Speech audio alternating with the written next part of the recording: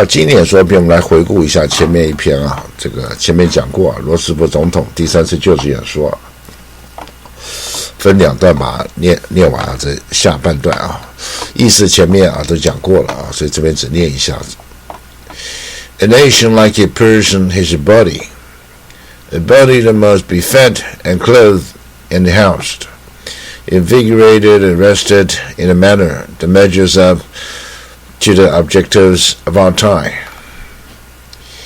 A nation like a person has a mind that must be kept informed and alert, that must know the self, that understands the hopes and needs of its neighbors, or the other nations that live within the narrowing circle of the world.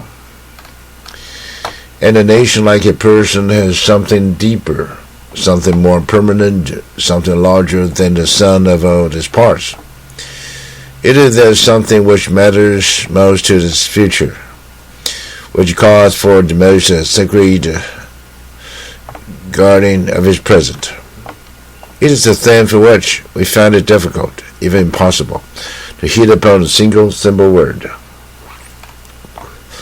And yet we understand that it is the spirit, the faith of America. It is the product of centuries. It was born in the multitudes of those who came from many lands, some of high degree, but mostly plain people.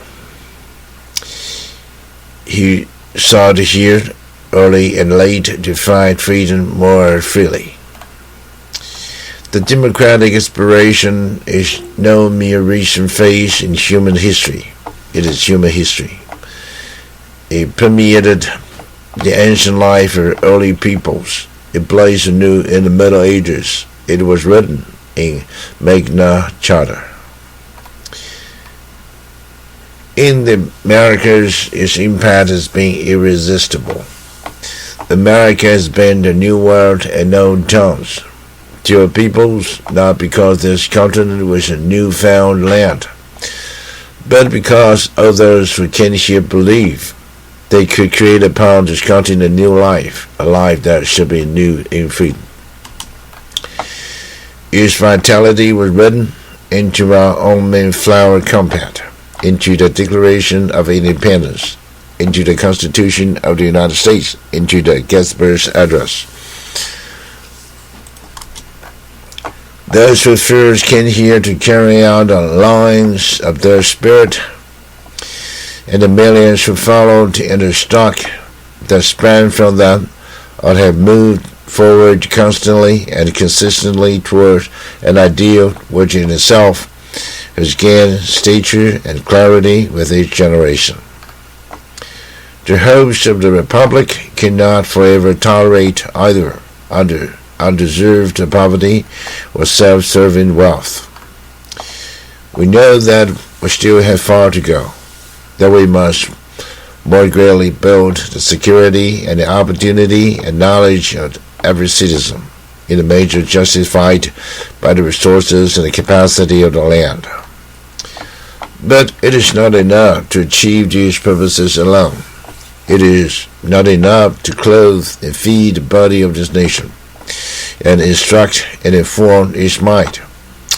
For there is also the spirit, and of the three the greatest is the spirit. Without the body and mind, as all men know, the nation could not live. But if the spirit of America were killed, even though the nation's body and mind constricted in an alien world live on, the America we know it would have perished. The spirit, the faith, speaks to us in our daily lives in ways often unnoticed, because it seems so obvious. It speaks to us here in the capital nation.